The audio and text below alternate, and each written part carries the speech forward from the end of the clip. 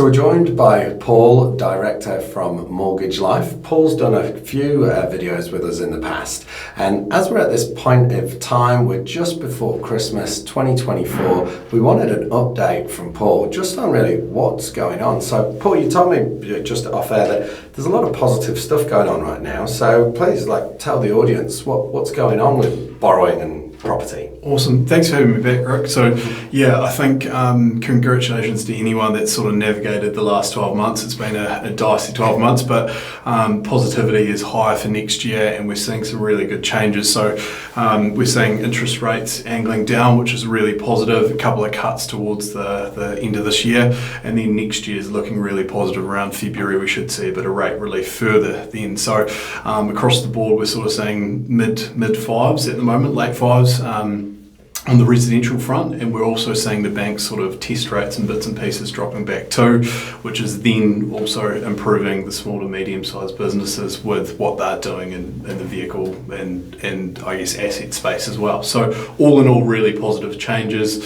It's been a wee while, but we're nearing there, and you're getting the benefit if you've hung in there. Yeah, awesome. So you say test rates, so that's what the banks are saying, that what your current debt is at, what you can service. So if they come down, your borrowing capacity goes up. 100%, yeah. Sorry, a bit of jargon there. No, but bank test rates are basically what they're benchmarking your affordability on. So if we've got a 1 year rate at 5.59, the bank's sort of testing around 7.5 or so. So there's a couple of percent fat in there just in case there's any fluctuation. So we're seeing those drop down, which means that there's more affordability coming back into the households. So therefore people should have a bit more to spend, which we're already seeing the benefit of people at auctions. There's more and more competition, and I think that'll be a big driver in the new year. If they continue to reduce down, people are going to have more scope to spend more, and household disposable cash is going to go up a bit too. Yeah. Right. And so people, asset owners are going to have some uplift in that as well. Absolutely, yeah. So that will transition through. We've been doing a bit of stuff with commercial and commercial development side,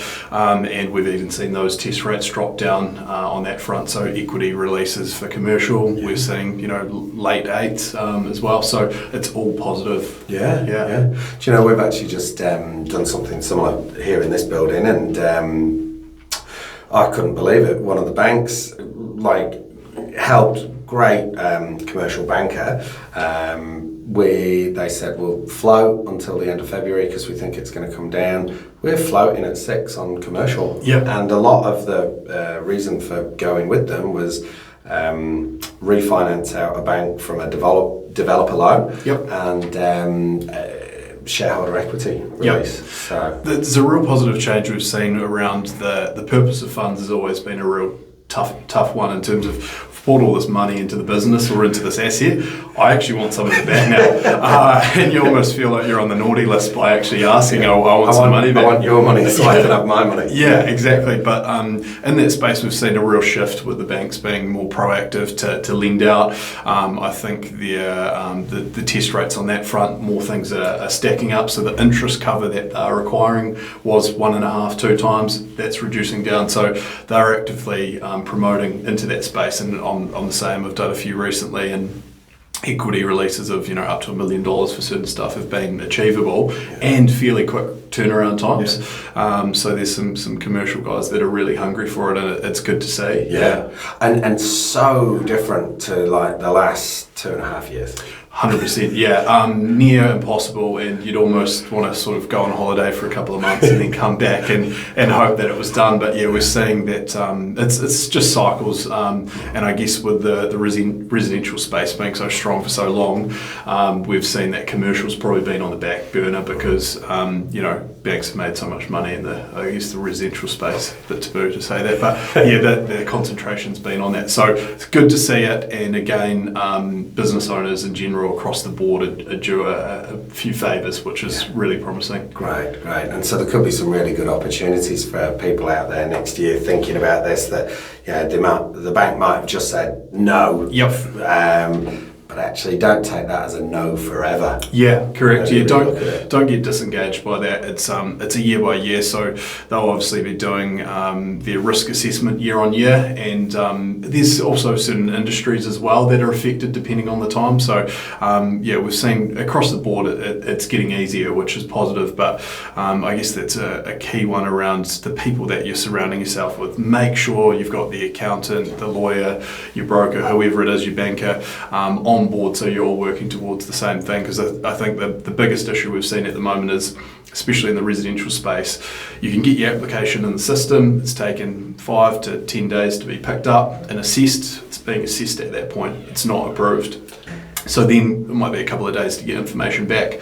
If you're not up to date and plugged in with your accountant, you're waiting on financials or drafts or managements, whatever that is, that could take another couple of weeks. Well, the bank won't sit around and wait a couple of weeks for that application to get the remaining information. It basically gets binned and you have to come back and go again. Yeah. So that's just those little things to avoid it. And we all know, we see stuff looking at us for months and months, knowing that we need to do it. Yeah. Just get it done. Yeah. And so might not really hurt you if you're just wanting pre-approval or you're starting to look, but if you've found the thing you want to buy, that could blow it. 100%, and it's always the case. The dream place comes along, or the dream commercial, and we've been having that conversation for 3-6 months around the information that we need.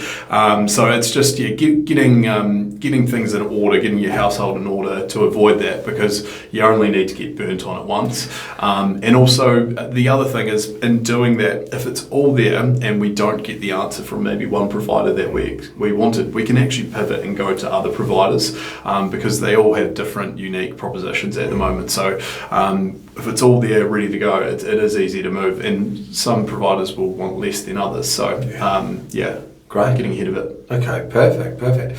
And so with a lot of positive out there, just before we came on air, we were talking briefly, weren't we? It's like there's still a bit of hurt out there, and there's still a bit of kind of probably some legacy pain that might come out. What are you seeing in that space at the minute? Yeah, definitely. So we've seen, obviously the interest rates have been very aggressive with the cuts recently, which is good, apart from that one in November not being passed on. But we're seeing a positive change, and those rates are dropping quite significantly from where they were, say, middle of the year through to maybe about September. So what that has done, though, is a lot of people were fixing in at, say, the 6.25 or mid sixes for 1 year, waiting and watching.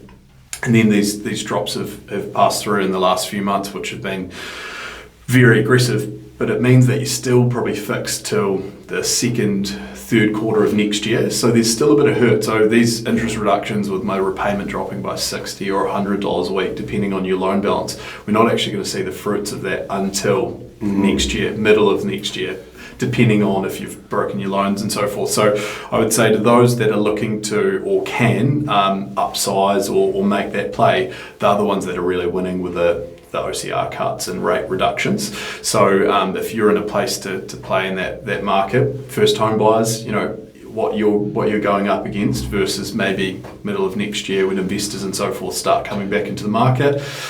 Interest rates coming down, everything starts to stack up, probably a bit more competition. And then I guess to float back to what we were talking about, those test rates all dropping down, there'll be more competition coming in because everyone's scope's going up. So positive changes, but I would say, there's quite a good window if you're wanting to invest, either that's in business or in increasing your property or buying an investment. It's a really good time to make a crack. Yeah. So actually, new debt now is going to feel quite a bit more appealing than any old debt you might have. Never been cheaper, and if we could look at the 3-year window, right, of what you're signing up to, and then I guess there's the potential for the capital uplift on the basis of investments start to look to make a bit more sense, rather than having sort of a more rundown property and maybe a less desirable area to make it work from a yield point of view. You're actually looking at 500k property does probably stack up now with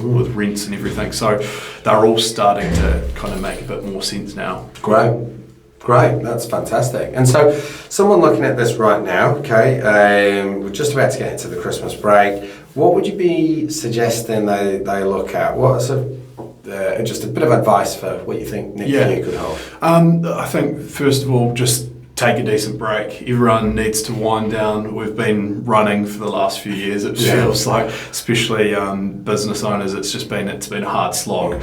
So take at least a couple of weeks off. Put the phones in the bottom drawer and just gather your thoughts for a bit, and a bit of clarity around that. I think I look at that myself. We're constantly just on the move. So take a bit of time to recover. Spend that with family and friends, but then also kind of plot out what next year looks like and what you're wanting to achieve, and then coming up with how you actually execute it. So if you want to do things that maybe have been in the too hard basket over the last couple of years, there's no point in reaching out to your accountant, myself, a broker, and actually having that conversation around what you want to achieve and be deliberate about it. Because what has been happening over the last couple of years might not have been achievable, but things have moved dramatically inside the last 6-12 months. So don't write it off because it was a no a wee while ago.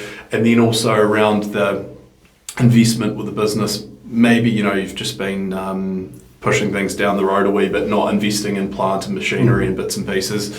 Now that might be the play to actually look at those things. And I think, again, there's probably a window before it starts to get manic again, where there's the influx and everything. Because I look at the bank side of things, the volumes are actually down from the peak of 2021 with the bank's applications. They're well down from where they were. And there's still a gridlock across the board. So you think if a bit more energy and a bit more money, test rates and this perfect kind of climate comes back into it, it's only going to get harder. So being organised is probably going to separate you from your, I guess, the peers. Yeah, so be Johnny on the spot on that one. Be ready. And that's where you can put in offers with the cleanest terms. 100%. Might not be the biggest price. You don't need to be the biggest price. I keep saying to everyone, if you've done your due diligence and you're getting auction ready, or even for a deadline, if we can get you unconditional finance, I've seen it year on year, it could be 20-25k in terms of reduction in price. That's better off in your back pocket than the vendors, depending on who's listening. And so absolutely, even if it's $5,000, but that's the time to strike. But you don't have that leverage if you're not organised. And it seems silly, but we talk about it all the time, and it's reality. You're putting in messy, stressful offers, which have to be the highest price, otherwise you've not got a shot, and then you've got the stress of, I better get this finance. So that's my stress. But Paul can take that on his big shoulders. Awesome. All right, look, there's some great stuff in there for people to be thinking about, but the key message there is get ready, have a plan, understand what you want to be doing next year, and don't necessarily abandon those plans for the things that you've shelved in the past. 100%, and those people around you as well. You've got to have the right people around you, and just making sure you're moving in the right direction. Awesome. Hey, that's wicked. Hey, thanks so much, Paul. Really appreciate it. Hope you guys have enjoyed this, and it's hit you with some good, timely advice. And if you did enjoy it, please do like and subscribe where you're watching or listening. Thank you.